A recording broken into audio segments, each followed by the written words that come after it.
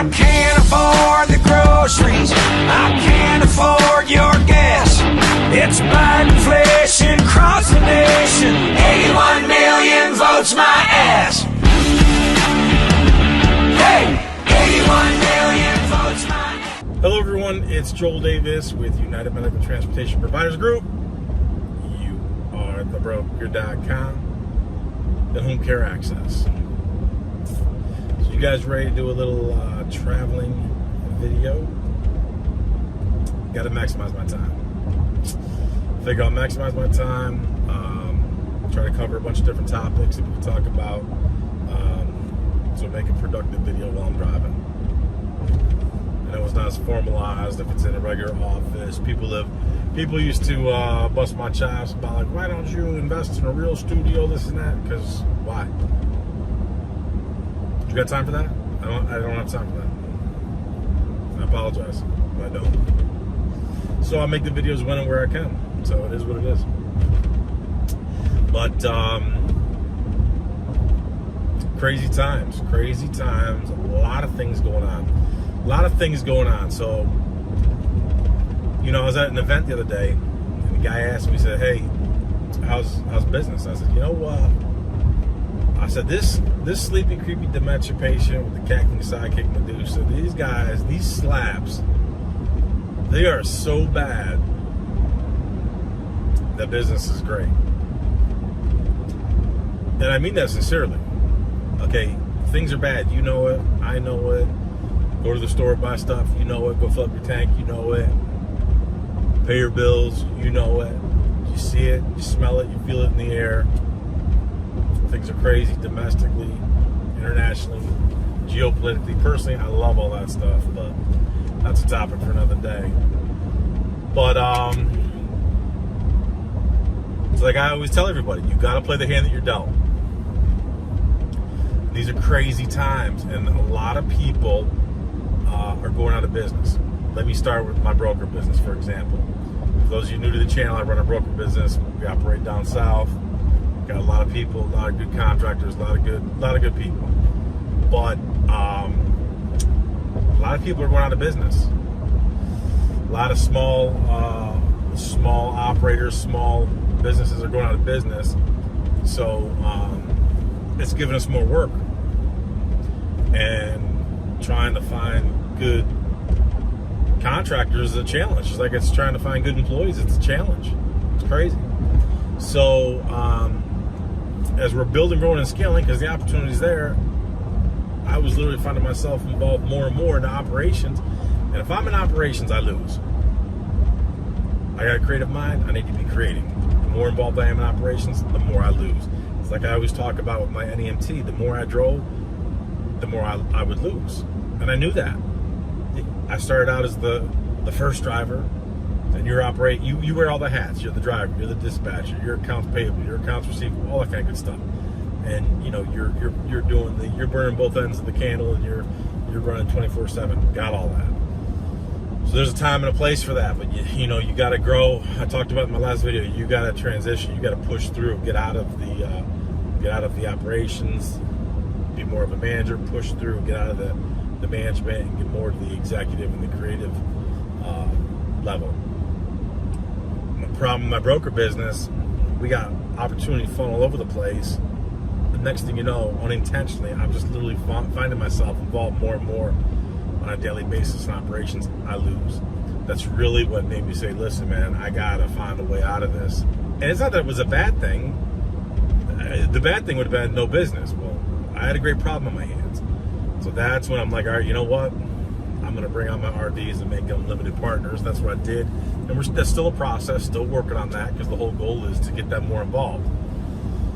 So literally as equity partners, and take on more responsibility to free me up. So we're doing that. Things are looking good, heading in the right direction. But it's analogous, too, to what's happening in the NEMT industry, for example.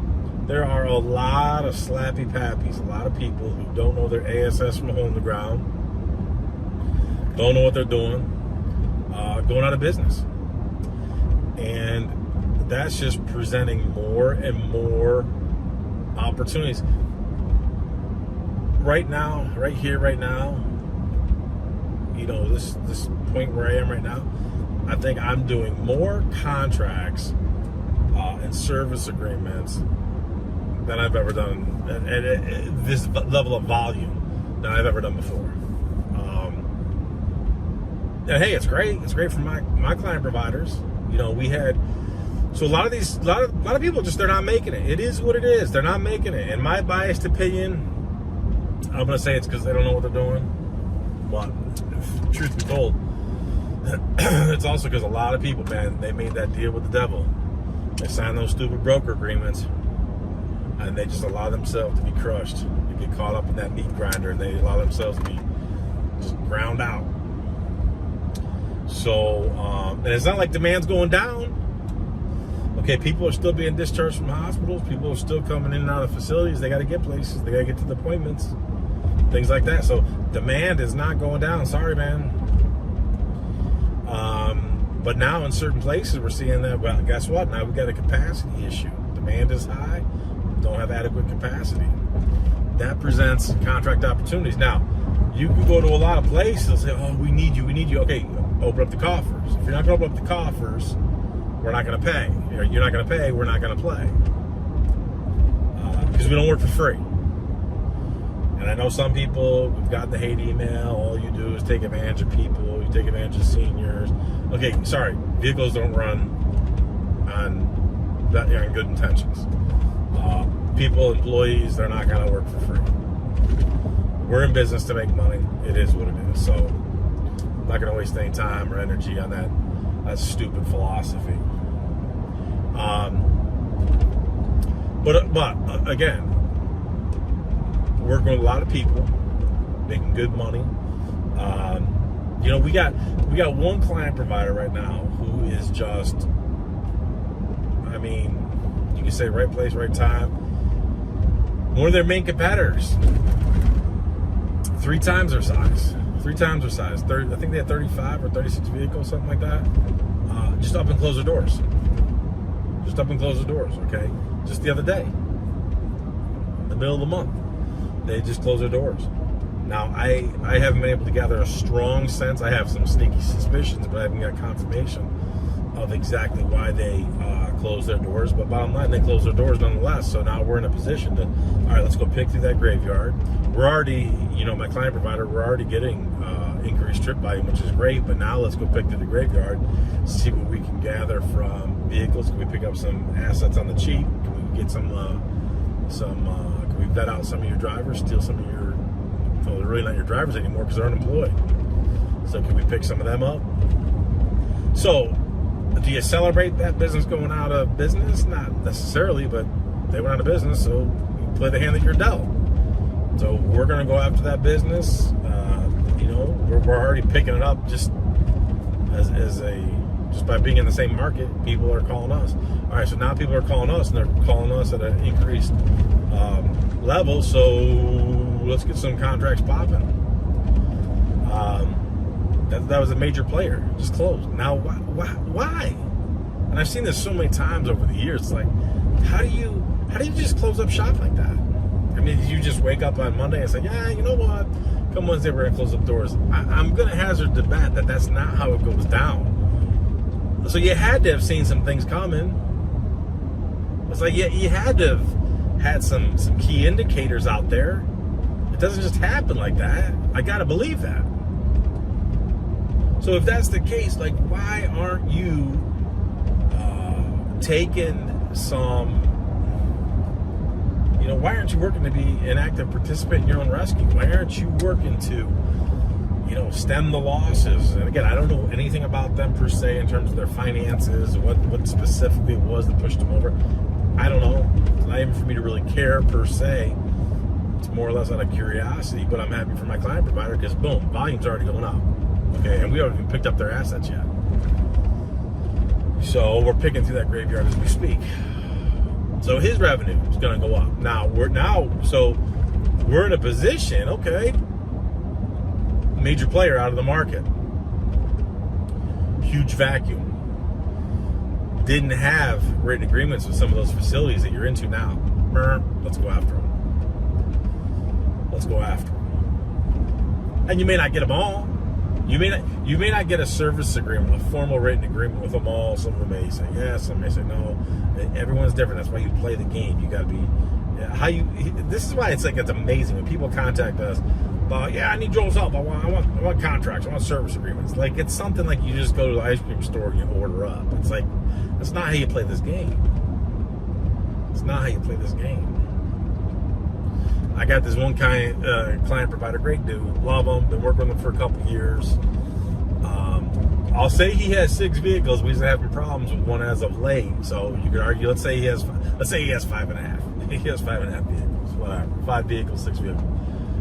This guy's on cloud 9. Cloud 9. I had to call him the other day. He had an issue with something, so I literally had to call him. But again, I know everyone contacts us. Yeah, can you have Joel call me? No, I'm not going to call you. I'm not going to call you. Now, I called him because the issue was warranted, and number 2, again, I've worked with them for 2 years, so I got a great relationship with them, and it had to happen. So I take care of my peeps. So he's a priority. But 6 vehicles. Been working with him for about 2 years. Worked with him on a bunch of service agreements. This month, and again, we just kept improving. This month, just is hitting 80,000 this month. So run those numbers. So this month, he's going to hit 80 grand with 6 vehicles. Now, how do you do that? Do you do that with broker work? Nope. He does some Medicaid work now. Where he is, I will be honest with you, where he is, man, he works directly. Where he is, Medicaid's paying some good money. Now that Medicaid in his state, they do use a broker where he is, but it's not a traditional broker like the motive care, the access to care, and all that nonsense. Now, I forgot if it's maybe it was one or the other. Access to care, motive care, have been up his butt trying to get him to sign, and we wouldn't sign because they're giving us garbage numbers. This guy has money in the bank. He and his wife take out a nice 6-figure salary, pop off some money to the parents because they help out his parents when they help out sometimes in the business, and they help watch the kids while they're out slinging that hash and making that cash. I mean, he's sharing the wealth. Stacking chips. We got him set up with a honey pot. He's funding that. He's doing his thing. Those things never would have been possible if he went after that broker nonsense. So when we kept countering the broker, and again, forgive me, I don't remember if it was motive care or access to care, but it was like, dude, you're crazy. You better double your raise. We ain't wasting our time with that. You crazy. Again, this is why I say, would you rather have, let's pick on him. He has 6 vehicles. Would you rather have 6 vehicles that are going to make you 80 grand a month, or let's be generous, let's say 12 vehicles that are going to make you 80 grand a month? Which one would you rather have? It's obvious. Well, if motive care or access to care, whichever one it was, and I forgot whichever one it was, if they're paying half as much, I mean, we would need twice the vehicles to make 80 grand. Why would you do that? That's stupid. That's twice as much headaches you got for human resources, getting drivers, dealing with schedules, all that nonsense. No, it's not how we're going to do this. That's not how we're going to play this game. How happy do you think that cat is? So I'm talking to him on the phone. He's telling me, he's like, hey, I found this other vehicle to replace the one that we're having some issues with. He wanted to pay this much. I said, are you crazy? And look, right now it's hard. It's hard to find some good quality vehicles, good price points, because it's an upside down market. Thank you, sleepy, creepy dementia patient with cackling sidekick Medusa. But we're not paying those rates. So fortunately, I was able to talk him out of paying a ridiculous amount for this one vehicle. I said, no. We're gonna find something. But he's stacking chips. Why would we want to go out and pay some premium amount for a vehicle and we have to have it shipped like from 7 states over? So I go through all that nonsense. So we're not going to. But my point is, this guy is making money because we have great contracts in place. And again, when it comes to Medicaid, he's in a good situation. Not everybody has the same situation. He's in a good place where his state is paying some good money for Medicaid rates. So another win situation. But we've been able to leverage that in our contracts. We've been able to leverage that into the direct pay contracts to further boost up those rates of reimbursement. So it's been phenomenal. And it's not like working with facilities. Everyone knows I'm all about the private pay work, direct pay work. Let me give you a couple of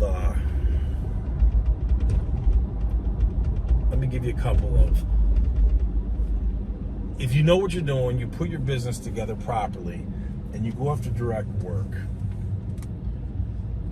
It's not that it's not without challenges. So anyone who thinks, oh, Joel, you're just trying to sell your stuff, and, you know, your propaganda. No.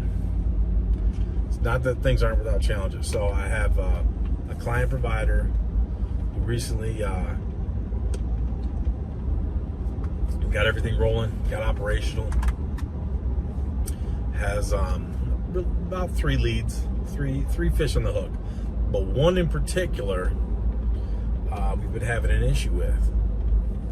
And I told her, I said, look, we're not doing that work till we got a written agreement. And I kept pressing. And again, in situations like this, man, I know what I'm doing, but I would be remiss if I didn't give kudos and props to the people who I'm working with and they place trust in me. And I told her, I said, man, because we're going to have success in what we're doing, but the average slappy pappy, the people who I talked about previously that are going out of business, they would have just jumped at the opportunity to start doing work with this facility. And the facility said, oh, just do it, and we're going to load you up with trips, just bill us. That would have been an absolute train wreck disaster. And I said, no, that's not the way we play this game. That's not what we're doing. So first and foremost, kudos to her for having the faith and trust to be patient and to play the game. Did you guys see the testimonial that we had from Becky the other day? You know, she was talking about how I draft a lot of these correspondence. And I email them and say, hey, send this to so-and-so, copy paste, you send it. So it's all under your name, you the client provider, you the transportation provider. Same thing, I do the same thing, just like Becky's testimonial. And Becky, if you're watching this, thanks so much for that. That was beautiful, appreciate it.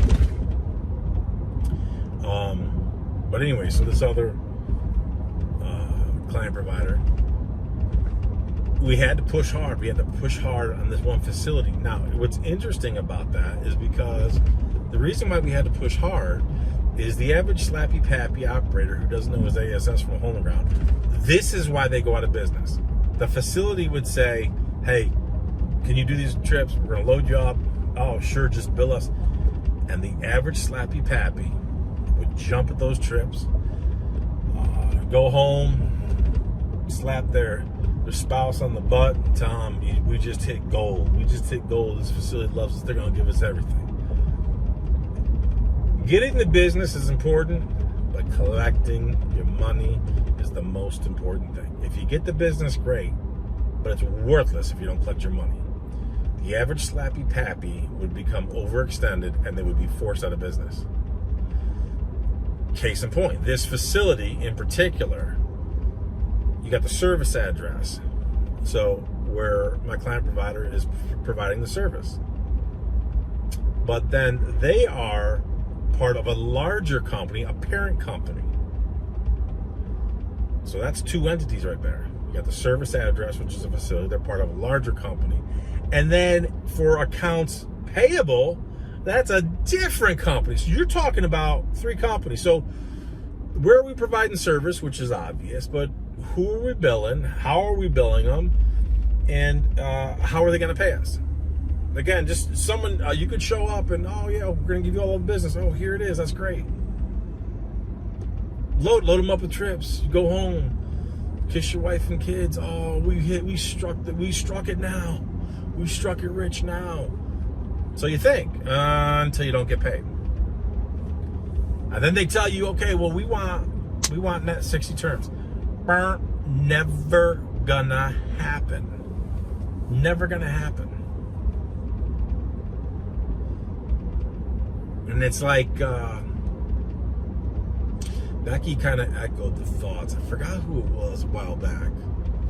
Someone had said how it's like Joel's in the boardroom with us. That's my goal, is that when we're dealing with these contracts, look, just because these facilities are big and established, maybe they're part of a larger corporate structure, and there's a lot of facilities out there that are independent of all sizes, large, small, medium, everything in between, and they're independent, and maybe they're onesies or twosies, something like that. That's great. But then you have these large behemoth corporate structures. Do you think you're gonna just start doing all these trips for them and just invoice them and just hope that they're gonna pay? You think that's how you're gonna run your business? And so again, this is why, one of many reasons why so many people are going out of business. So you don't just show up, knock on the door, and demand a contract. That's laughable. That's laughable. And a lot of people think that. Oh, Joel, how do I get contracts? Well, okay, so then once you do convince the facility, okay, let me work for you, this and that. Oh, just send us an invoice. Dude, they're going to bury you. They're going to bury you financially because they're going to drag it out before they pay. You're not going to make your money. You're going to have a hard time with payroll. Next thing you know, you're going to be out of business, especially in an economy like this. You can't carry it like that. I guarantee you they're paying their employees every week, every other week. Can you do the same? No, you're not carrying notes for net 60. Are you insane? Net 45? Are you insane? So I told my client provider, no. Here's what we need. We need this, and once we get that, then we're gonna cite that, put it into the agreement. We're locking this thing down because it's, again, I would argue that the easy part is getting the business. Once you get the business, you got to collect the business. You got to collect the money. So, and again, I can't say this enough because there's been times, long time ago, this is many years ago, we had a husband and wife team, great couple from Florida, came to, I'm almost positive they came to two of my live events. And it was with, I'm almost positive it was MTM. MTM's pounding down their door, want them to work. I said, dude, we got the leverage here. Here's how we're gonna do it. This is what we're gonna do, blah, blah, blah. I'm playing hardball. They're actually, at that point in time, they were using me. I was actually talking directly to MTM. So what does MTM do? They go to their office. The husband's not there. They go to the office. Only the wife is there. And they give her the lip service and the song and dance. And she signs everything right there. Totally backdoors me and everything that I was doing and negotiating on behalf of them with MTM. Totally caves. Totally backdoors her hubby. So, just the stupidest thing you could have done. Stupidest thing you could have done. So again, this is why I say kudos to our client providers who, when we're putting the screws on certain, and look, you can't do it all the times. You got to know when to push and when to pull, when to push, when to pull. And sometimes you're going back and forth. And sometimes, it's like a typical negotiation. You want to push hard, knowing you're over pushing, so they're going to come back and counter, and then you can find that sweet spot of where you really want to be with not just the dollar amounts, but the terms. And there's other things that are non-negotiable. So that client, I'll give you an example, that client provider who is celebrating because he just had 80 grand this month for 6 vehicles. Again, phenomenal. Hard working dude, love him. So one of the facilities, he had a contract with them like, I don't know, like 3 years ago or something like that. It was one of those, and he'll be the first one to tell you, it was one of those stupid contracts you copy and paste, you know, you go online, try to find your free stuff, all that stuff. So now we're raising our rates, and in raising our rates, and back then he wasn't doing stretcher service, now he is. So we got a new service offering. We're going to leverage the heck out of this. Yada, yada, yada, yada. So we send over this agreement to the facility, and the administrator crosses out the terms, and he wanted, I think he wanted net 45 and something else. I don't remember. There's like two things. But long story short, not happening. Not happening. It's not happening. Not even feasible. So those are non-negotiables.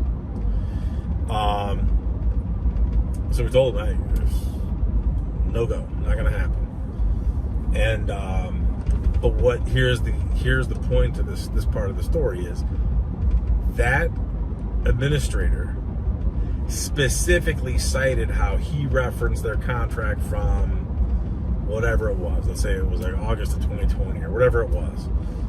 He said, as per our agreement from August of 2020, we're going to go this, we're going to go that. No. Sorry, Charlie. That's not how this game is played. This is a new agreement. A new agreement has new terms. We don't play that old, we don't play that foolish Sandlot game no more. No. We're big boys. We've graduated from the Pop Warner, and we're now in the pros. So there's a lot of different variables to consider when it comes to their contracts. And now here's an example. I got another guy, good dude, working hard, slinging that hash, trying to make that cash, literally just coming out of the gates right now. He's in a much more rural area, so his overall trip volume could be less, but his, with mileage, stuff like that, it can really add up and rack up. So, a hospital gave him some discharges, and now do you just go headstrong and dive head first and, hey, let's get a contract? No, we gotta play it cool. We gotta play it cool how we do it. And so the hospital said, listen, well, we're not ready for a contract. And I told him, I said, you shouldn't even brought that topic up, because we gotta wait. We gotta play this thing cool. But no harm, no foul. He didn't hurt anything by doing that. But it just wasn't the right timing. Down the road, yeah, after we build a stronger relationship, we have some data and some metrics, then we could do something special.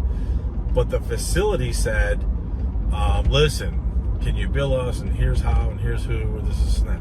Okay, in a situation like that, easy, we could do that. Now, let me, I skipped a key point. So my client provider, who we're having this problem with, where they want to load her up on trips, just bill us. Not only did we play that so hard, I told her, I said, at this point in time, I'd rather not get this contract because they needed her so bad. All of a sudden, mysteriously, they pull out the corporate credit card and pay her.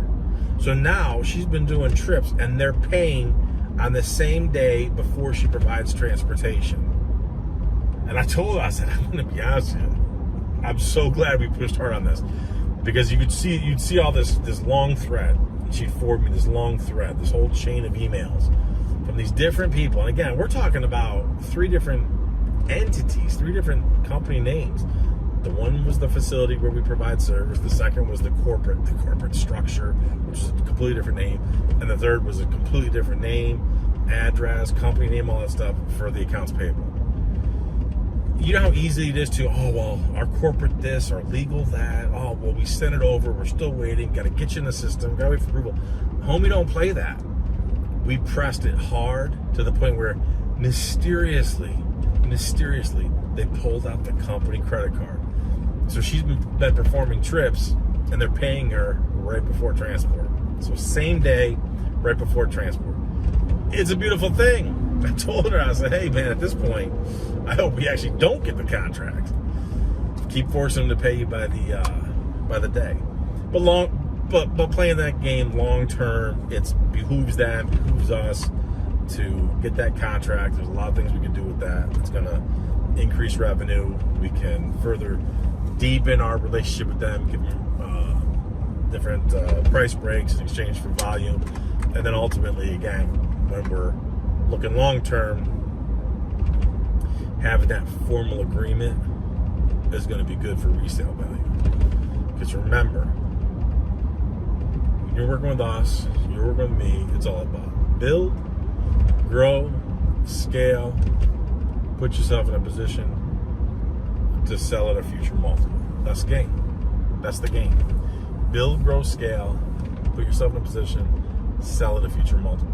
That's why it's like, I talked about that company that is just up and close their doors there at the middle of the month. Just up and close their doors with like 35, 36 vehicles. See that type of scenario, it literally just blows my mind. It blows my mind. How is that even possible? How did you not see what was coming? That's the part that kills me. It'd be one thing if, my husband, it was his business, he ran the business, he suddenly passed away. I get that. And maybe that happened, I don't know. But if it's something that, mismanagement, tight budget, overextended, how do you not see that stuff coming? Those are the scenarios that kill me. So, what else, folks? Crazy times. How many of you guys are like just sick of my rambling? I know a lot of people hate on the videos.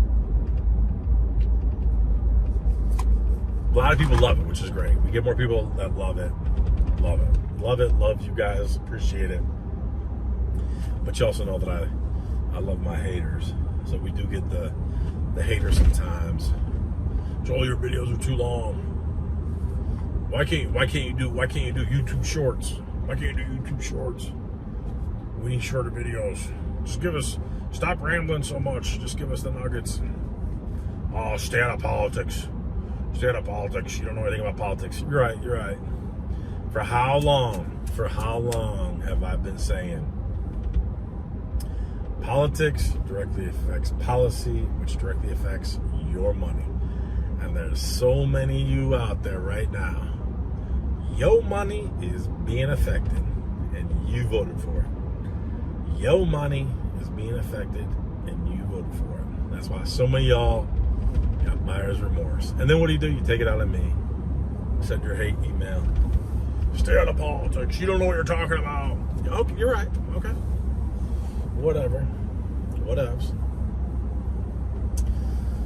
But I do believe that financial turmoil is coming. Like I've said it a million times, and I know I sound like, was it little chicken that kept, sky's falling type thing or whatever it is. Look, man, this market is absolute smoke and mirrors, house of cards, fictitious, propped up BS. Absolute. By any measure, look at any metrics, you pick it. Look at the bond market, the housing market, the commercial market. Look at the increased interest rates. Pick any metric you want. They're all in the L column. They're all losers. They're all losers by any metric. So the way we're still spitting and sputtering, it's an absolute farce. It's an absolute joke. For those of you who do follow any of the geopolitical situation, you look at the BRICS, you look at the devaluation of the dollar, what's going to happen with that. I mean, dude, this is why I have been saying, and I will continue to say, you need strong, positive cash flow. Whether you're doing home care, you're doing an EMT, you're doing your own broker business, you need strong, positive cash flow. When you need it now, you need it tomorrow, perpetually. This is why you got to be in the situations where you determine your own rates. If you got to increase your rates, boom, you increase your rates. This is why these slappy pappies go out of business. They line up with the brokers. They fall prey to the nonsense. I know there's not a lot of margin, but we're going to give you a lot of trips. We're going to load you up with trips. Dude, you don't control the customer. You don't control the rates. You don't control your operation. Why even have a business? At that point in time, honestly, it's better for you to go out and just drive for Uber or Lyft, make some money, do some side hustling or something, make ends meet, do what you got to do. But you don't have anything of value, nothing to sell. Nothing to sell. We got a couple of acquisitions right now that we're working on. I say smaller, but they're good. I mean, the bigger one we're working on right now is 1.3. We got some that are just over 5. Obviously, we've done some bigger acquisitions than that in the past, but hey, those are good, solid businesses, right? But you're not going to get there just doing broker stuff. What's your resale value? So this is why you see so many businesses out there for sale, and then you start running the numbers, you start lifting up the hood. There's a lot of things you got to take into consideration. I don't care about just what's your revenue. What are the margins? Now, trust me, I'm all for. In fact, I was talking to one of our client providers who's a good dude, love him, wants to buy a business in a neighboring state. So he found a business that was going. He goes, how about this area here? Here's this business. I want to say it was for 1.6. But then you start running the numbers, the numbers don't add up, because if they add up, it's all broker work. If the numbers add up based upon the revenue, the margins, the number of vehicles, employees, the duration, like the business location, all these different variables, all these metrics, it's all broker work. Now, it's one thing to buy a distressed business. I'm all for it, but not if we have to go in and recapitalize the heck out of it. So that's why, I got no problem. I'll buy a mismanaged business as long as there's a lot of strength there that we can go in. We can restructure it, maneuver it. Sometimes you'll come in, you'll even downsize it further to make it more profitable. Regroup, relaunch, move in a different direction. Done that plenty of times. So I can go on and on. Just a lot of different things out there, folks. A lot of different things. I got a lot of stuff in my queue that I see that my peeps, my team DDC, a lot of stuff that my team DDC, Dan, Don, Charlie, have saved for me. A lot of that stuff, broker stuff. And I know some people have emailed us, oh, we get it, you don't like brokers, why do you waste your time with brokers? Man, I'll tell you what, they're just like the gift that just keeps on giving. They don't stop giving you material. Some of the stuff they get, because a lot of our client providers, they'll share the emails and the correspondence they get from these brokers. And it's like, man, this is why Slappy Pappies go out of business. They actually believe this nonsense. They listen to it. They base their decision making off of what the brokers say and what the brokers dictate. They're tyrannical, man. It's not how you do it. So I could go on and on, but that's why this is why these traveling videos are convenient for me, because I'm not going to share just the broker stuff, because even I get sick and tired of talking about that. But just some great opportunities. And again, think about it, it's crazy. It's crazy to say right now there's great opportunities, because everyone knows this is a jacked up economy. This is a jacked up market. People are struggling right now. I know. I see it. I literally see it in my broker business. I see it every single day with my NEMT client providers. And I mean, we're dealing with so many contracts right now. I would argue, because so many people are going out of business, we're just playing the hand that we're dealt. We're leveraging the opportunity that's there. So, all right, folks, I'm gonna cut it off here before I ramble for another 3 hours. So, but I do hope you did catch a couple little nuggets, maybe glean a little inspiration, because even though things are crazy out there, there's opportunity if you can identify it and you properly go after it. So as always, thank you for your great emails, and stay in touch with my peeps, letting us know good, bad, or indifferent, what you like, what you don't like, what you need help with, all that kind of good stuff. So some of you guys are funny, man. Some of you guys send us some awesome stuff, some funny stuff. So we appreciate that. So all right, my peeps, I hope you all enjoyed. Until next time, keep sowing those seeds of success, because when you do, I'll see you at the top. I can't afford the groceries, I can't afford your gas. It's Biden inflation across the nation, 81 million votes my ass.